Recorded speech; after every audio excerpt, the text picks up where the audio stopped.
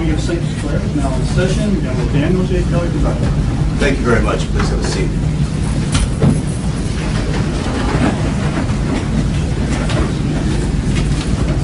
This is the time that's been set for sentencing today in the people of the state of Michigan versus Trent Sheldon. We have the parties present at this time.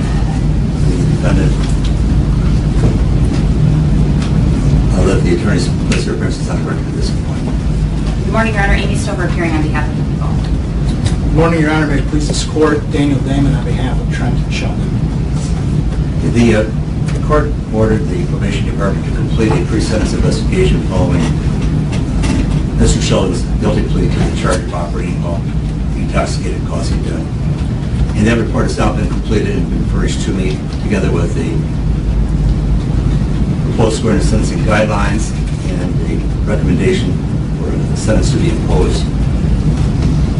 We need to verify that everyone has had an ample opportunity to review that, and if there are any challenges to the contents of the report or to the scoring guidelines, we have an opportunity to discuss those issues.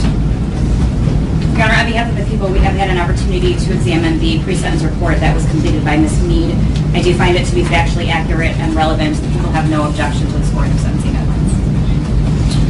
Your Honor, I have been able to review the guidelines with Mr. Sheldon. We have no objection to the scoring of said guidelines.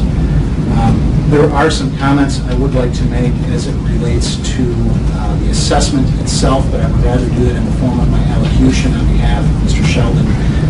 Aside from that, there are no additions, deletions, or modifications the defense would seek to make to this case. Very well, then the court will accept the report as submitted, and the scoring guidelines as indicated, which provide that the court must impose a sentence within the minimum range of 29 to 57 months, unless the court can find alternative sentences reasonable under the facts and circumstances of the case. That having been said, we now are at the point where the parties are entitled to allocution and including statements on behalf of the victim's family. Who wants to begin? Your Honor, my experience has been if the defense wants to allocute and then I can present the victims to the court, I'll make a brief statement just prior to their victim impact statement. Very good. Thank you. Mr. Damon? Yes, Your Honor.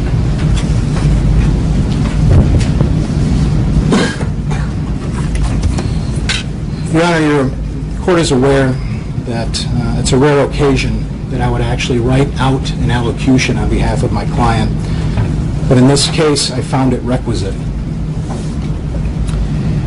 When I reviewed the PSI in this matter, what really stuck out to me is Ms. Mead's assessment that Trent lacked remorse for his actions. Although I greatly respect Ms. Mead, I respectfully disagree with her assessment that Trent lacks remorse because I truly don't believe anything could be further from the truth. Ms. Mead has computed the Michigan sentencing guideline range in this matter at 29 to 57 months and has recommended a sentence to prison of 36 months. I'd ask the court to temper its sentence and consider a sentence between 29 and 36 months as recommended. At 6:30 on the morning of January 15th, 2016, the lives of so many people changed in an instant. An event that occurred in a split second caused a ripple effect that will span the lifetime of every person in this room and have an effect on others well beyond that. I did not know Trent before that morning. I had never met him. The person I met that morning was an inconsolable mess. When I spoke to his family about who Trent was before the incident, I was told by all whom I had asked that Trent was a smart kid who excelled in school with unlimited potential. He was described as a young man who was shy and quiet, a bit reserved, but who had a good sense of humor. Most importantly, I was told that Trent exhibited all the virtues of someone who was born with the blessings of a kind and loving heart. He always cared deeply for others. The father of one of Trent's friends told me recently of a story when his son was in traction due to a broken leg for 3 months. Trent was the only one of his friends that came to see him regularly. Since the accident, Trent has become a shell of his former self. He is quiet and withdrawn. He stopped joining his family at the dinner table, stopped talking to his parents regularly, and shut down emotionally. Unless he went to school, he never left his room. Contrary to what some may believe, although his parents went to Florida for a few days in an attempt to regroup, Trent himself never left the state after the accident and stayed with other family members while his parents were out of town. He went to school but struggled with caring about it. He was distant, moody, and well beyond depressed. Initially, he refused any type of mental health counseling. In essence, Trent completely shut down and stopped caring about his own life. And I want to be very clear about this point. I do not say this in any way, shape, or form as an attempt to garner sympathy for Trent. I say it to illustrate how guilt and remorse have been the driving forces in Trent's life for the last 3.5 months. From the instant that Trent found out he was responsible for the death of Mr. Shultz, he has been unable to live with himself knowing what he had done and the devastation he has caused the Shultz and Hilliker families. From the scene of the accident, Trent went to the hospital where he voluntarily consented to a blood draw. He attempted to give a statement that same day, but was so emotionally distraught by what he had done he could not get through it. He did give a voluntary statement a few days later, voluntarily surrendered his cell phone to be examined by detectives. Trent complied with every step of the investigation, was charged and arraigned the day after the investigation was complete, and pleaded guilty at his first court appearance, knowing full well he would likely be sentenced to prison. He admitted that he had smoked marijuana before he got behind the wheel of his vehicle that fateful morning and that he was under the influence of marijuana at the time of the crash. He owned what he had done better than virtually any client I have ever represented, and I found this to be remarkable in consideration of the fact that he is only 18 years old and a senior in high school. He did not wish to put the Shultz family through one more second of unnecessary pain. He did not want them to question whether he would take responsibility for his actions, and he wanted to give them closure. His remorse was apparent from the onset. Even before Trent was ever charged and even before the investigation was complete, he sent a card to Amanda Shultz apologizing for what he had done and expressing his remorse. This was not done by some design or strategy. Trent did this on his own because he was so distraught over the devastation that he had caused to her and her children. He wanted Mrs. Shultz to know how sorry he was. Trent stands here today as remorseful for his actions as any one human being could ever be. He chose the wrong way to cope with his guilt and remorse by choosing to continue to smoke marijuana after the accident. He owned this as well at his bond revocation hearing when he refused to contest the lab results. He may not be able to express this as others would wish to see it. Articulating that he hates himself for what he has done to the Shultz and Hilliker family is difficult for him to do. How does one apologize for taking a life and severely injuring a complete stranger? Words will never be enough, and how does one ever find the right words to say? Trent knows that he has devastated the lives of so many wonderful people. He has caused pain and suffering to Mr. Hilliker and his family. And Trent would give anything to give the Shultz family Jason back. Jason was a father, a husband, a son, a brother, and a friend. His high regard in this community is evidenced by the extraordinary outpouring of support to his family and friends over the most difficult months and days of their lives. The support that the Shultz family has received is unlike anything I have seen. And although I never had the good fortune to meet Jason, it speaks volumes for Jason's character and what he meant to this community. His loss created a void that will never be filled. In the last couple of weeks, Trent truly began to learn the extent of his addiction and began to try to process the events of the last couple of months while he was attending inpatient therapy at Brighton House. He received counseling on his addiction as well as counseling on how to cope with what he has done. My hope is that he will begin to process how to cope with his actions so that they do not destroy him as well. Every time I have represented a client at sentencing that was standing room only, it was after a tenacious trial with families that were at war with one another. This sentencing is much different. Here, everyone has lost something. Everyone is experiencing a sense of loss, but to varying degrees.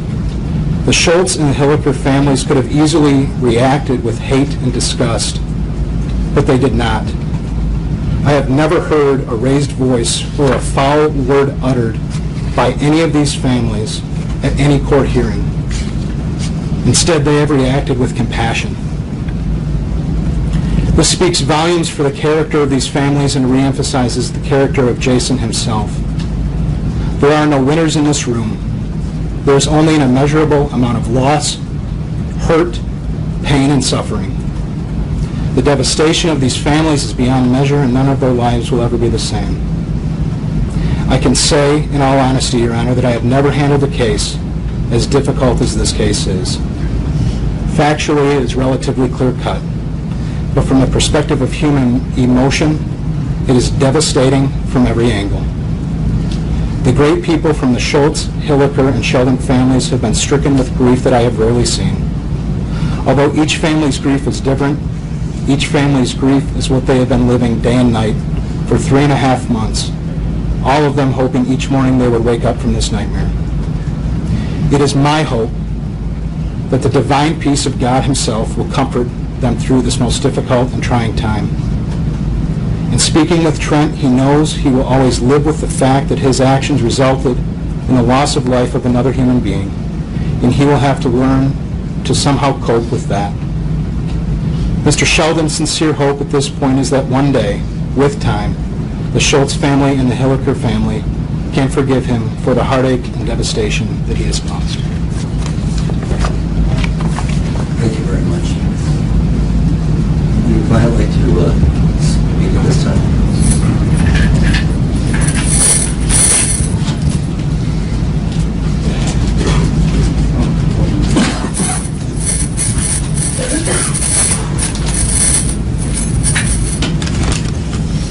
There's nothing that I can say or do to show how deeply sorry I am for this tragedy. I'll feel remorse for the Shultz family and what I've done to Cody Hilliker for the rest of my life, and I'm willing to do whatever I can to give them some sort of peace. If I could, I would do anything in my power to change the events of that tragic morning. But as we all know, I cannot. Although nothing really good has come from this, it made me realize I need to change my ways, and I hope this prevents anybody from making the same mistake. Once again, I am so sorry for what I have done, and I hope both the Shultz and Hilliker family know that my prayers are with them for as long as I live.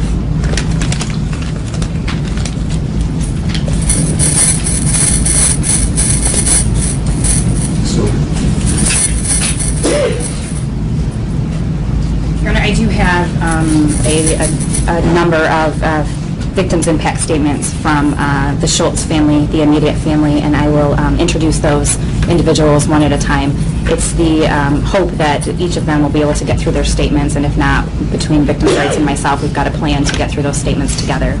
But that being said, Your Honor, before I do turn this over to Mr. Hilliker and to the Shultz family, I would agree with Mr. Damon's sentiments that this is a difficult place to be in, not only as a prosecutor, but as a lawyer.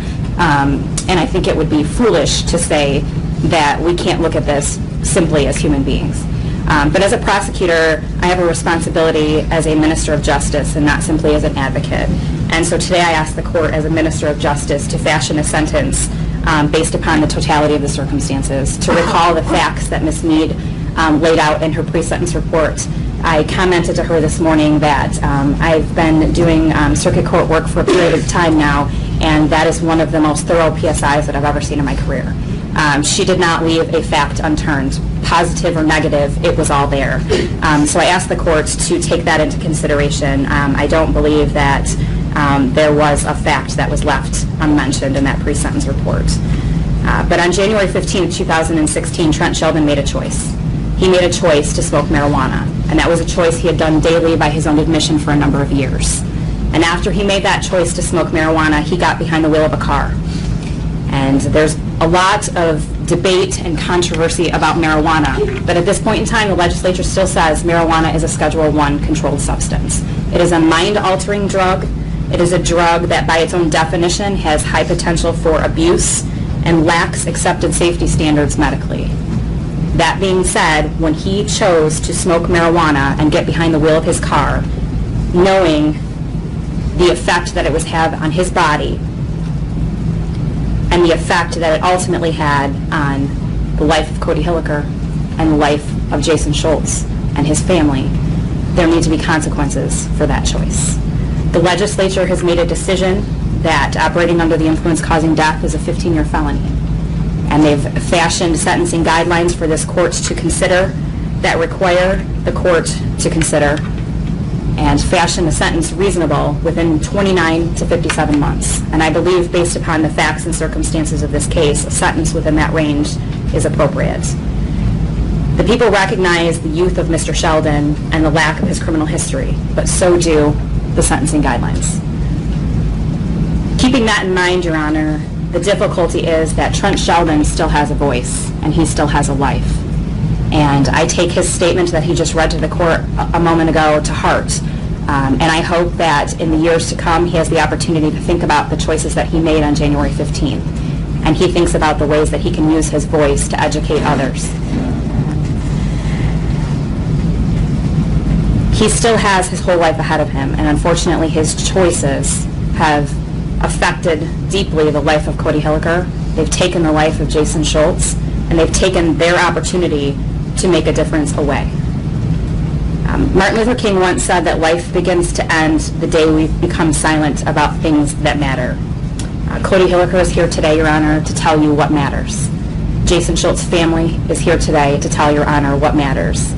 The people asked this court to take into consideration the statements of both Cody Hilliker and the Shultz family in fashioning a sentence that would be appropriate.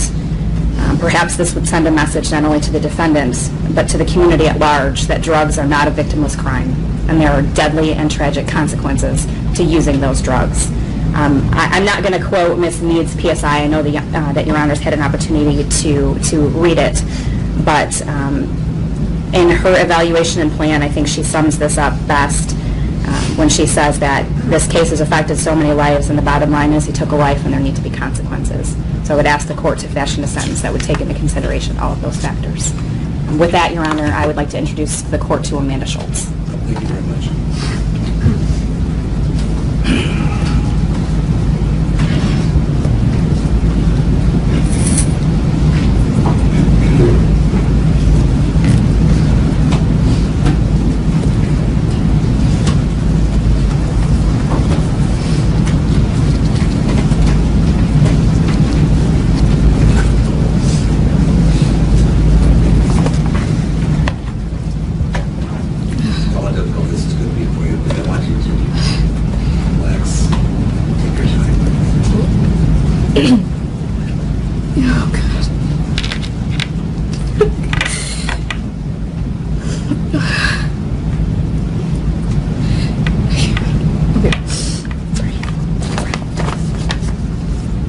Jason was my best friend. He was my husband of almost 10 years. We were planning to renew our marriage vows this September.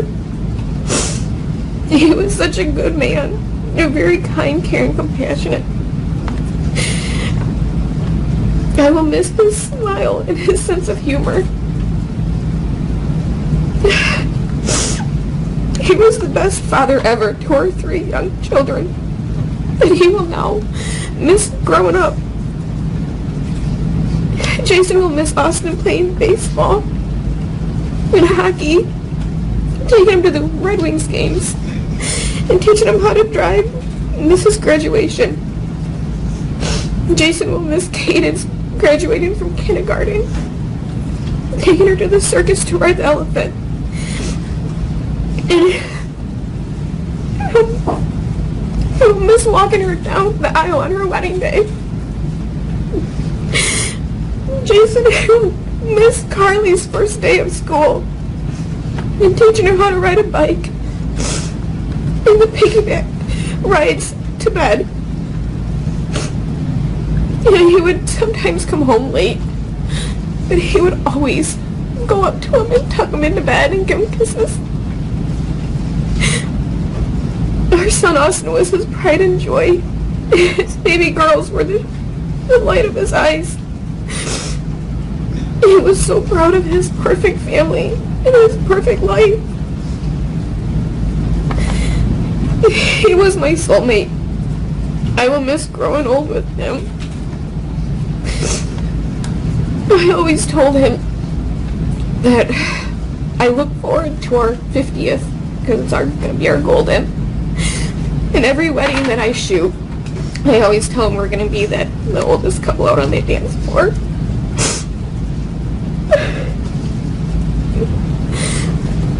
My life can be so unfair. We had so many plans for such a bright future. We were just a young couple starting out.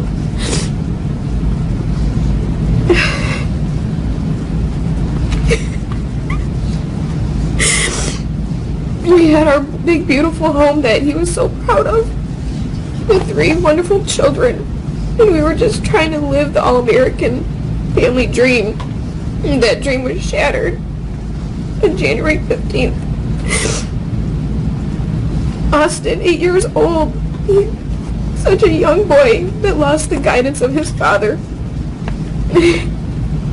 They lost their hero. And Cadence and Carly still watch for Daddy to come home.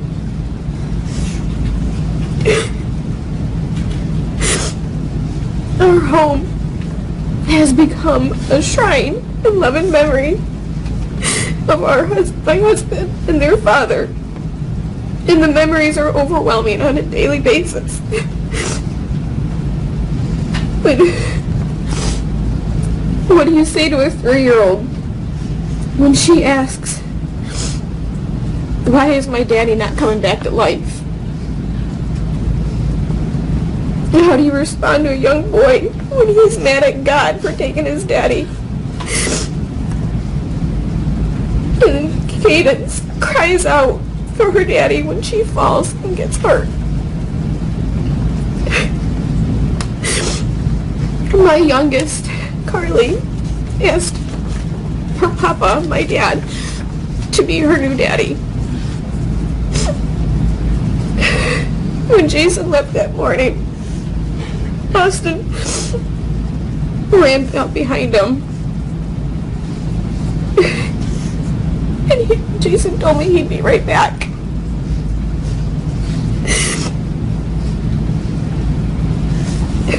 That morning, the kids and I sat in the window and watched, not knowing that it was our Jason down there. I can't even go in that bedroom without crying because that's all I see when I look out that window.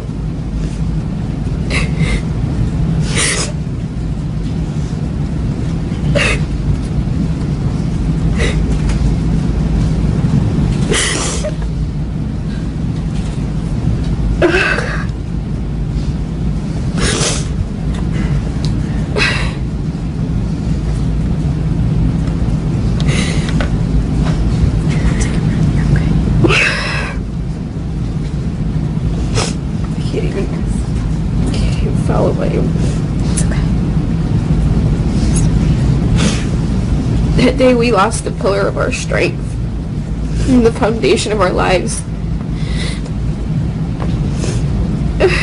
And our home is now just a house with no foundation. This tragic, senseless, horrific moment in my life has ripped me apart to the most inner core of my existence. It's had me buckled to my knees, unable to eat at times. Sleepless nights are beyond this nightmare.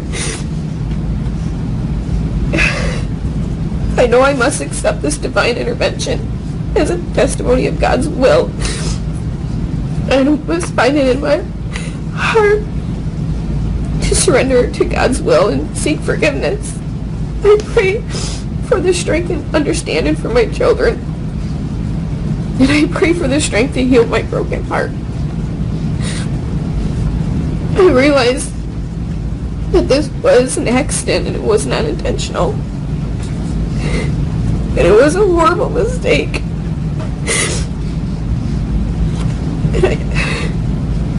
We all want justice for Jason.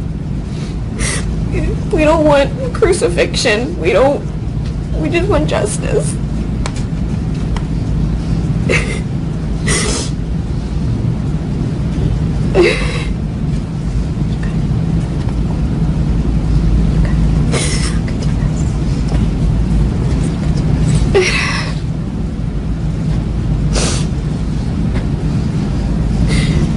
My hope is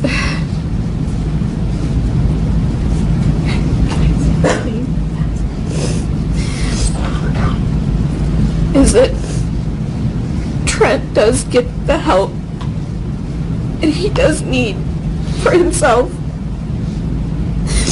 and seek forgiveness and hope one day he does help others. But upon his release, he will return to his family. And Jason will never return home to us.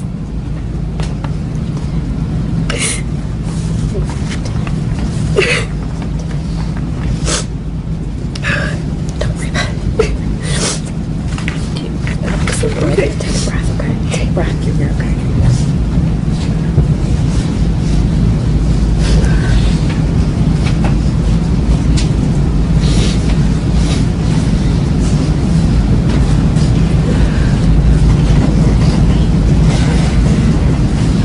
This is Don and Cindy Shultz.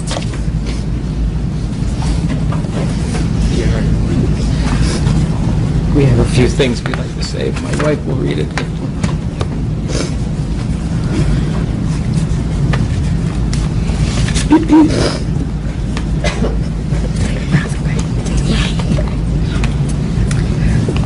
We stand before you today to express how the tragedy of losing our son has affected us. I feel my son's presence around me, and yet I can't touch him. More than one person was killed out there that morning. A part of me died that very day when I lost my son and my best friend. I remember holding my son for the first time when he was born and took his first breath. I was there at the scene of the accident and held my son for the last time while I laid on the cold pavement, breathless. I have to accept the fact I will never see my son anymore. There are no words to describe the painful torture brought upon me as a father and to my wife. This pain I would not wish on anyone. It's hard enough to be it's hard enough to be a parent, but it's harder when your parenting rights are taken away because of careless mistakes. I understand the young man will never truly understand until the day he has his own children. January 15, 2016, Jason was putting on his boots to help a caller in need. No questions asked. As Jason was leaving, his son ran up to him and asked, "Where are you going, Dad?" Jason replied, "I'll be right back, son. I'm going to pull someone out of a ditch that needs my help." Quoted from his son. Unfortunately, those words spoken by his father were the last words heard by his son for the rest of his life. With that in mind, I hope the sentence that you are about to receive helps the little boy understand why his dad never returned home that morning as promised. Lastly, there are no words to describe the pain that comes with losing a son. I believe the judge's decision will bring closure to me and my wife. In my heart, I can't ask God for any favors, but I can pray that He gives us the strength to go through the rest of our lives without our son. God says not to dwell and not to judge, and we know the right thing to do is to put it in God's hands, which we have. Thank you very much. Good luck, sir.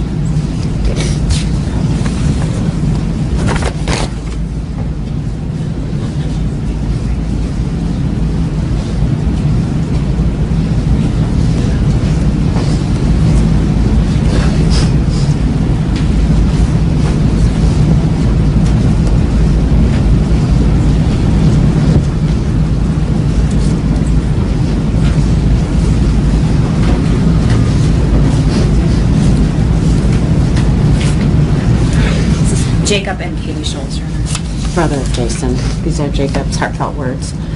There is no amount of words to describe the impact that this has had and is going to have on my life. My brother was my best friend in all ways, sharing socks as kids to playing NHL 1995 video games and repeating that tradition every year up to the last time we played NHL 2016 at our Christmas party. I will never get to beat him again in that game. He was more than my best friend. He was my mentor, my guide, and my leader in life. I built my life in the image of my big brother. My father taught my brother everything he knew, and my brother took all of it and passed it on to me. I still need him. I am missing my guide. I owe my brother for everything that I am today. I never truly realized the depth of my feelings for my brother, and I pray to God that every day he knew what he meant to me. I really just want to thank him for it all, for being there for me even when I didn't deserve it. And now I know I will never have the chance to tell him what he meant to me. I'll never have the chance to tell him thank you for everything he's done and been there for. We'll never be able to exchange stories of our kids' lives or our kids' weddings, especially walking our daughters down the aisle, which I can assure you would have been one of the most proudest moments of his life. Jason's kids will never get the chance to learn his morals on his lessons on life. I will forever close my eyes and have January 15th, 2016 play through my mind. Knowing that I will never see him again is a pain that is not able to be described. I think often of what he thought of me and if I made him proud. And I think of the dog tags I wear every day. When we were children, we each had these dog tags made. Naturally, being the little brother, I lost mine. But after my brother's death, we were going through his safe, and after 20-some years, he still had those dog tags that we got together. It was more than a statement. It was an honor that he kept that part of us and a part of me amongst his prized possessions. My brother and our future were taken away from me, but I have his dog tags, and I will carry him with me always around my neck next to my heart. My brother and our life together are gone. I have to spend the rest of my life without him. I have to start life over after spending all of my life with him. I try to accept the fact that I will never see my brother again. It's hard to accept the reality that he has been taken away from me. He was my strength, my guidance, and I don't know how I'll make it through without him. I miss him. I want him back. But we all know that isn't ever going to happen. I don't think there will ever be closure for me. My life seemed to have ended the same day that my brother died, and I'm trying to cope with everyday life without him.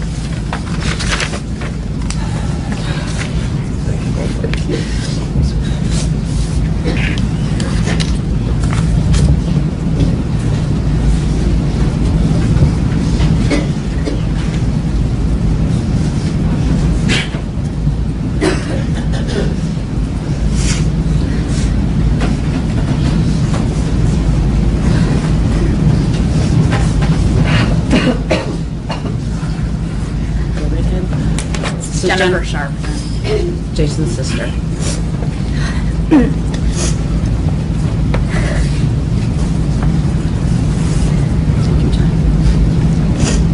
Losing my brother on January 15th has changed me. It has changed my life. Not only my brother, he was my first brother, but my baby brother, and he was stolen from me.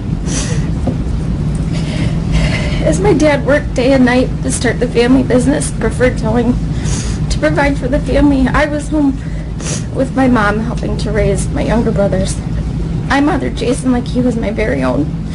I was so happy and excited to be his older sister. As we got older, the role had changed. He was now like my older brother. Jason was always there for me, no questions asked. As time went on, I started to really look up to him. He was an extremely smart, hardworking man and a dedicated husband and father. I have had many nightmares since Jason's accident. Visions I just can't get out of my head. Hoping and praying he did not feel anything. I just wanted to hold him that morning and tell him I love him and say goodbye.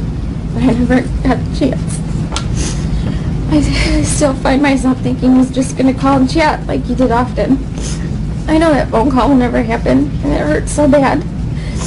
I replay old voicemails over and over just to hear his voice. I don't know how to be okay.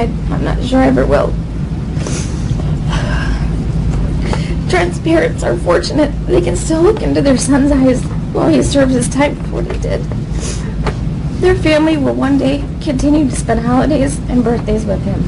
Our family was cut way too short. I will never hear Jason's voice or look into those baby blue eyes or get to hug him and tell him I love him. This was an accident, but it turned into a choice. It was Trent's choice to abuse marijuana that morning before heading to school. It was his choice to continue to abuse it after he's taken my brother's life. It just proves to me that he has not learned his lesson. For those bad choices, we are left with a hole in our heart forever. I just want justice for my brother.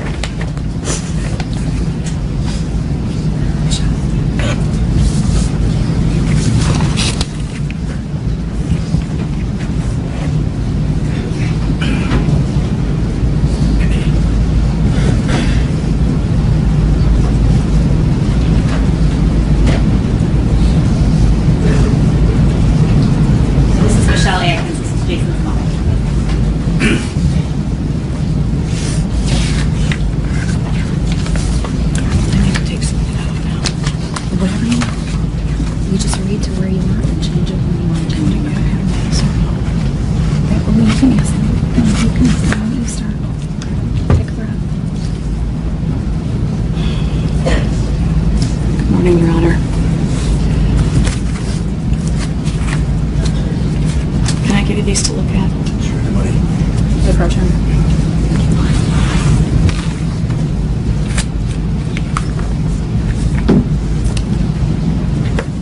Okay, I'm Michelle Atkins, Jason's mother. Being Jason's mom has been an honor, privilege, and blessing that no one can ever take away from me. But I will never get to hear him call me mom or mother, as he always used to call me, ever again. I cannot express to you enough how badly my heart hurts, what hell I've been through, that we've all been through. No mother should ever have to lose a child at any age from a crime that could have been prevented. Your Honor, you have the power. It's in your hands to make sure the sentence you give Trent Sheldon is one that will stop this from happening again and save another son or daughter's life. Every single time I close my eyes, I can only imagine what happened that day. And I try not to see him in a lot of the different terrible ways that I actually end up picturing. I pray to God that he died instantly and felt nothing. I will never know. No one will ever tell me how far he was thrown, how long he laid there.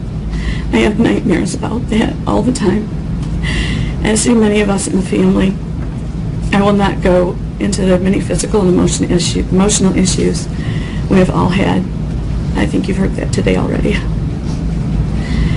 And continue to have each day. I constantly have to choke back tears and try to breathe normally, but for me there will never be a sense of normal again. This is going to be in my head and continue to break my heart every day for the rest of our life. Our lives are forever changed and not for the good, all because of the terrible choices Trent Sheldon made that day. All I do know is what the police report states, that Trent chose to take an illegal substance and get into a vehicle, which in my opinion turned that vehicle into a deadly weapon.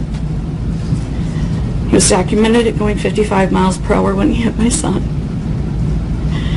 I want you to picture that, Your Honor, because that's what I see every day when I close my eyes or try to sleep. Also documented is the fact that he didn't try to stop. Speeding on through the scene, crashing into the ditch, a vehicle in the ditch, snapping the cable on a wrecker, which is very hard to do, and almost taking another life. As witnesses stated, Trent chose to call his parents instead of 911. He was worried more about his own vehicle than finding my son's body. Who knows if those seconds or moments would have made a difference. Trent Sheldon took a life I'm sure he didn't mean to, but he did. With no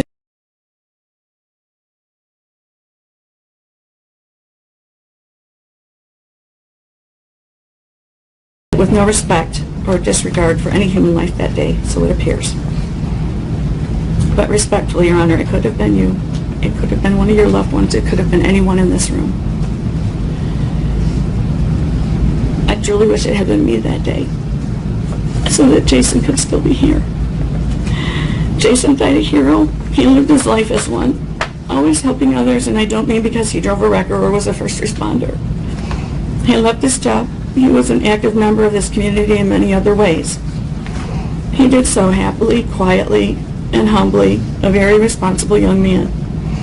Never expecting anything in return. He never touched a drug. He even detested cigarettes. He barely ever had a drink. No, he wasn't perfect. He just worked hard and provided for his family. He loved his wife madly, and he loved life. He hated gossip, drama, and attention, and he would hate all of this. He always had a smile on his face, and he tried his best to put one on yours, if there wasn't one.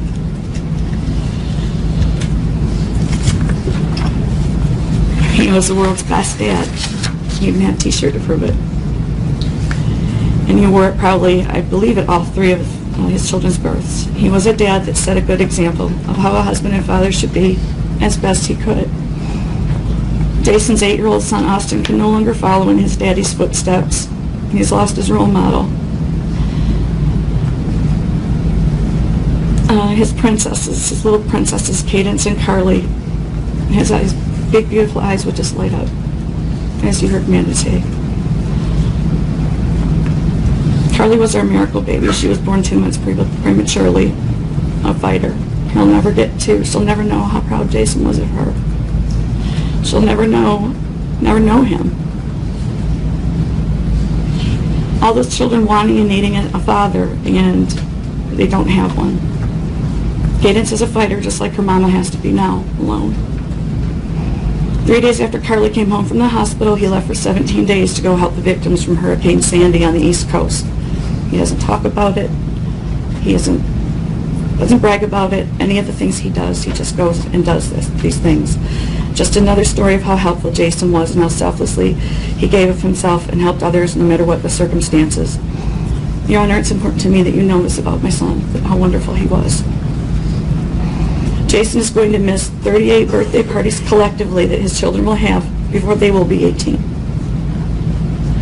He'll miss all of their graduations, open houses, and weddings. He will never get to walk his daughters down the aisle. More importantly, he will not be there to make sure the men his daughters will marry are going to be good enough for his princesses.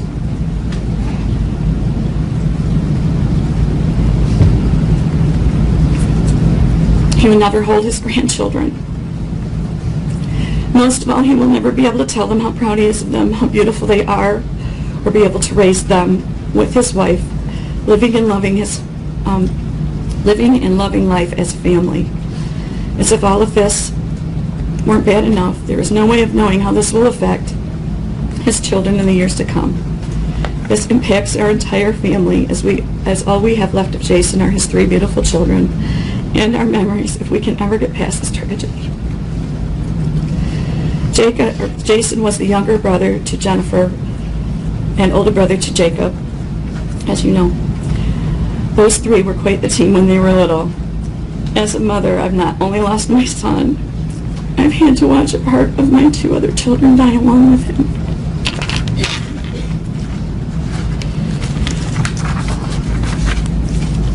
Jake had to make the call to his father, to me.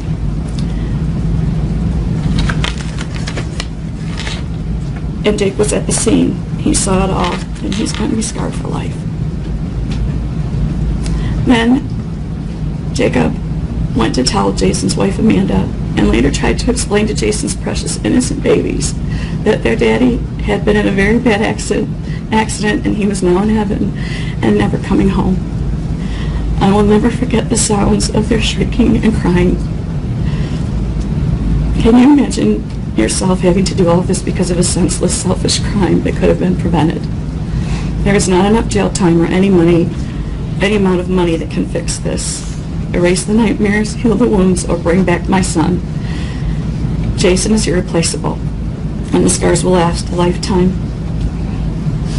MAD, the Coalition for Mothers Against Drunk Drivers, has fought in courts for decades until finally stiffer penalties and sentences were given, and the message was sent that drinking and driving would no longer be tolerated. How many lives have to be lost and how many more decades until driving under the influence of marijuana, or any substance for that matter, whether legal or not, merits stiffer penalties? Your Honor, you are the only one here today that can begin to make this change and send this message to the young people of this community. Please don't send a dangerous message. Send one that says this court won't tolerate it, please. Moving forward, when considering the sentence, please understand we realize the sentence given will never feel like it fits the crime with respect to our family. It is in your hands that future behavior and crimes such as this don't cause further loss of life. You can send a very strong message. Trent had the opportunity in his 3 months out on bond to prove himself. I realize his stress and everything that he's been through, and if it was one of my sons, how all that would be as well. But he then chose poorly again. Trent violated the move-over law for which he was not charged, failing to yield to a first responder, a law which is in place to prevent those who protect and serve this community. Based on these charges that were brought against him, based on the charges that were brought against him, I feel that Trent has already been given a lighter sentence to begin with, as he will not serve a double felony but only a single one. This will affect his parole and his record and serves to his advantage. Jason never comes up for parole and doesn't get to bond out or wait for his fate. He will not get to start his life over again, right any of his wrongs, or get a second chance. He doesn't get the privilege of a court of law to decide his fate for the rest of his life. He no longer can contribute or make a difference in this world or enjoy his old age, or their golden years, as Amanda said. He has no more choices or been given a break or a lighter sentence. He's just dead, gone forever. Jason would want something positive to come from this, as we all do. I hope that Trent learns from his crimes and never repeats them. I hope someday he can have make a positive impact and a difference in this world. I hope that he someday will want to be a responsible, honest, hardworking, and selfless human being like Jason was. It would be a waste of life if not, and a lesson not learned, which is the point here. Your Honor, you are in control. You can see how this has impacted thousands already. The entire community looks to you to see that justice is served today, and that's what we want. Please send a very strong message to this community, and you can do this today. Thank you for listening.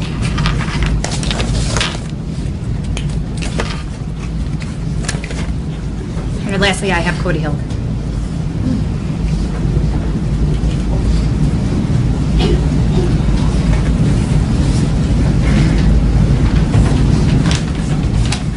Judge, this is Cody Hilger. You want to start reading? First off, I want to say how very sorry I am to Jason and his family and friends. I can't imagine what all of you are going through. Trent, I don't know what you were thinking that morning. Your actions and behavior caused a son, a father, a hardworking man to go to heaven way too soon.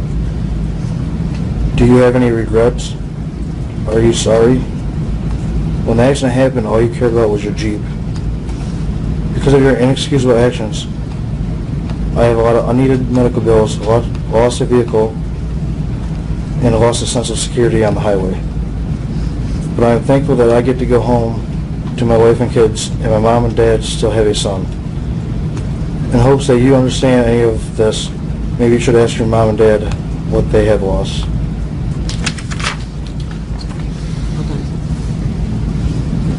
Thank you, Your Honor.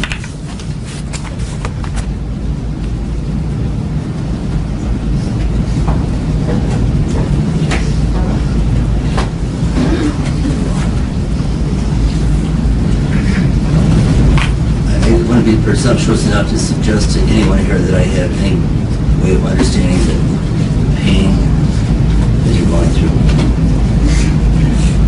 But as a parent, and the level of support that you have here in this courtroom today, I hope you find some reassurance that the community is supporting you and will continue to support you. What happened on this day was a tragedy, but it was a needless tragedy. There's no way to make sense out of it. I know that what people are asking for, what they hope that they receive from the courts is some closure that only comes from a just sentence. But the question then is, what does justice require? And that's almost an impossible question to answer adequately for everyone. It's different from person to person. No matter what sentence I impose, I know that it'll be far too lenient to satisfy some, maybe unnecessarily harsh in the minds of others. And there's no sentence that I can impose that will heal the hurt and pain that you feel. In trying to decide on what would be an appropriate sentence here, I looked through a lot of materials that have supplied to me. It's indicated that the pre-sentence investigation report was very thorough. I received countless letters and victims' impact statements, and I've read them all. There's a couple of comments that I feel that will guide me towards what the proper resolution of this is. Ms. Meade, who has completed the investigation report, was seated here in the courtroom, indicated as part of her report and evaluation, this entire case is very sad and difficult for both the victims and the defendant. We have a victim whose life was ended much too early due to the negligence of the defendant and his illegal behavior. We have a family that is devastated and children who will never know their father. We have a second victim who is injured both physically and emotionally and continues to suffer. Then we have the defendant, a young man who is immature and exhibits irresponsible behavior that led to the tragic scenario. It is unfortunate that his illegal behavior has affected so many lives. The bottom line is, he took a life and it needs to be consequences. He should be held accountable for the senseless tragedy, and justice must be served for the victims, and to send a clear message that this type of behavior cannot be tolerated. The second comment that I took to heart was from one of the victims' impact statements from family and friends, and in that it's indicated, what is your opinion of an appropriate sentence? It says, Trent's sentence should fit the crime. His age, family, and or financial status should have no bearing on his sentence, nor should any emotions tied to Jason or Trent. The tragedy occurred that could have been prevented had Trent not violated 2 laws prior to that fatality: using an illegal narcotic and driving while impaired. There are laws and guidelines already in place for such violations, and Trent should not be made exempt from them. He should be sentenced to the same amount of years in prison as any other person would be sentenced to who committed the same crime. And for that reason, I think it's important that we have the resources of the Michigan Department of Corrections, individuals who are not employed by the court, they're not employed by the county, they're employed by the state, and they make evaluations based upon sentencing guidelines and also try to recommend a sentence that's comparable to what others would receive in similar circumstances. It's never easy. It's always a challenge. But I believe that the recommendation that's been made is the recommendation that should be followed, and I will adopt it. Mr. Sheldon, if you'll rise.